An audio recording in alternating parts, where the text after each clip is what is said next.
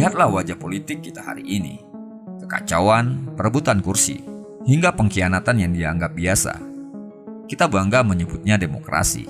Kita pikir sistem pembagian kekuasaan ini adalah hadiah ilmu pengetahuan dari Barat. Tapi, benarkah kita seprimitif itu sebelum mereka datang? Jauh sebelum sejarah modern ditulis, di jantung Minangkabau, leluhur kita sudah menjalankan sebuah sistem operasi kekuasaan yang jauh lebih stabil, jauh lebih dingin, dan hampir mustahil untuk dikhianati. Mereka menyebutnya Rajo Tigoselo. Ini bukan sekedar gelar untuk orang tua berbaju adat. Ini adalah sistem pengunci paling jenius yang pernah diciptakan manusia. Leluhur kita paham satu hal, musuh terbesar sebuah bangsa bukanlah penjajah, tapi ego dan nafsu kepemimpinannya sendiri. Maka kekuasaan tidak diletakkan di satu tangan, tapi dibagi ke 3 saraf pusat yang paling mengunci. Pertama, Rajo Alam. Beliau adalah pemegang kendali fisik, wilayah, batas tanah, dan kedaulatan lahiriah. Kedua, Rajo Adat. Beliau adalah pemegang konstitusi hidup, aturan, hukum, dan segala tata cara yang sudah disepakati selama ribuan tahun.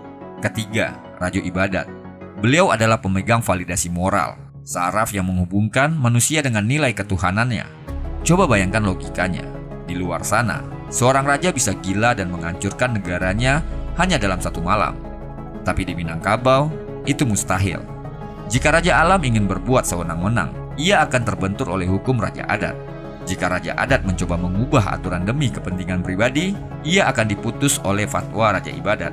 Ini adalah sistem keamanan berlapis, sebuah manajemen risiko tingkat dewa yang dibungkus dalam kebudayaan. Kenapa sekarang kita merasa hebat dengan sistem import yang sering error? Kita ribut setiap 5 tahun. Kita pecah karena beda pilihan, hanya karena kita lupa cara menginstal kepemimpinan yang harmonis ini. Leluhur kita tidak butuh pemilu berdarah-darah untuk menciptakan keseimbangan. Mereka hanya butuh kesadaran bahwa kekuasaan harus ada yang mengawasi. Banyak orang bilang, sistem ini kuno. Tapi lihat hasilnya. Minangkabau bertahan dari guncangan zaman bukan karena militernya yang besar, tapi karena sistem pertahanannya yang tidak punya celah untuk korupsi mental. Jadi tanya diri kalian sendiri, siapa yang sebenarnya lebih modern? Kita yang setiap hari ribut soal aturan yang bisa diubah-ubah, atau mereka yang sudah menciptakan blueprint negara paling stabil sejak ribuan tahun yang lalu? Mungkin kita bukan sedang bergerak maju, kita hanya sedang kehilangan arah karena mematikan lampu yang sudah disiapkan leluhur kita.